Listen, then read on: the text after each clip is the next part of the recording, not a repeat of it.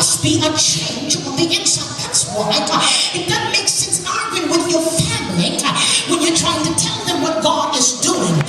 Because what God is doing most of the time starts inwardly before it ever manifests outwardly. So when you tell them that God said, they can't see it because they have not grasped the perception of what God is showing you in the spirit. Tell somebody, if you could walk inside of my spirit just for a minute, you'd understand that though all hell is breaking loose around me, he that hath begun a good work in me shall perform it until the day of Jesus Christ. Look at somebody and tell them the hell.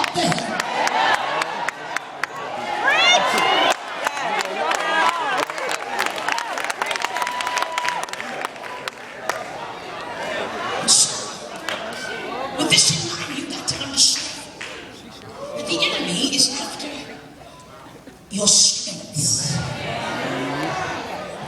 He is not after your weaknesses. We're busy praying for God to cover our weaknesses. No.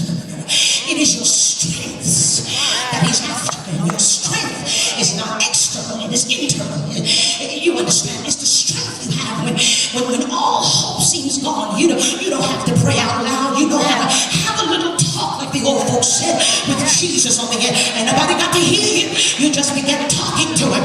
And before you know it, stuff around you begins to shift. Strength comes about strength. So he begins to play now with your prayer time. He begins to try to distract you and cause you not to see what God has promised. And what the enemy knows is this, that people of God that are really heavenly minded, we see it before we see it.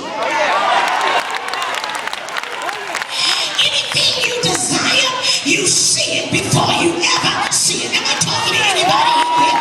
Is there anybody that has something in their spirit right now and you're just waiting any day now for it to manifest? I know it might seem crazy, credit might be jacked up, everything in your life might be going haywire, but you see it and you can't help but to see.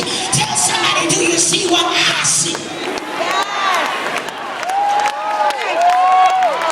But if he distracts you just enough, you won't see what you see. Oh, God have mercy. Somebody caught that right there. Tell somebody, don't mess with my vision.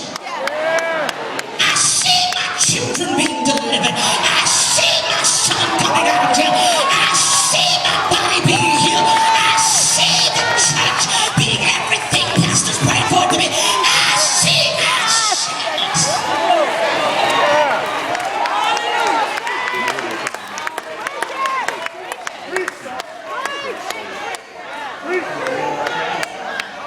So he tampers with the seer beyond the seer. The seer beyond the seer is the mind. It is the mind's eye. It's seeing the steak before you ever get to the restaurant. You saw it. You saw the onions and the mushrooms. You saw the gravy. You saw it. And nobody couldn't take that from you. No matter how much they tried to substitute it with a hamburger, it just wouldn't do because I'm not talking to anybody in here. Tell somebody, once I've seen it, I can't settle for anything but what I've seen. I wouldn't be distracted. That's the problem.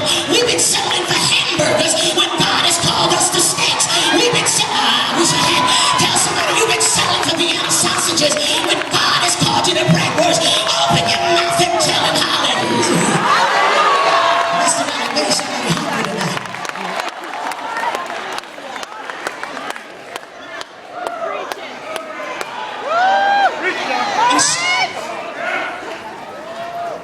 He tampers with your vision. Tell somebody, everybody has a vision.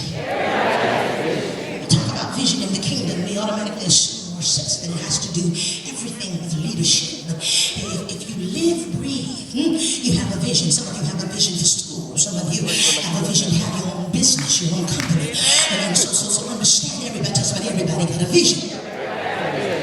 And everybody ought to have a dream. Am I talking all right? But what throws people off is when what they have desired has been distracted. I'm not talking to anybody in here. Will distract you, and before long you'll begin procrastinating. putting it off.